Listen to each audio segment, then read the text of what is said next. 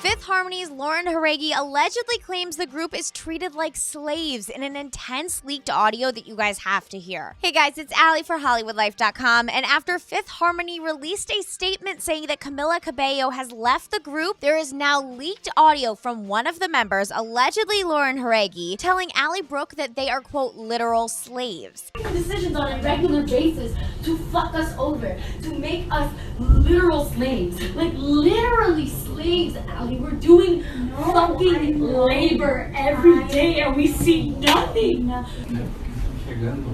But okay, it's unsure when this audio was taken, but some fans have speculated that it might have been around the time Fifth Harmony was recently performing in Brazil. However, Lauren missed her flight for the performance in Brazil because she was caught with marijuana in her carry-on luggage at Dulles Airport in Virginia. So it's a tricky call. But alright, some people are also retweeting this old video of Fifth Harmony's Q&A with fans, and when asked about the music industry, Lauren tells them this. I was wondering if you had any advice for someone trying to go into the music industry, like myself. Read your contracts.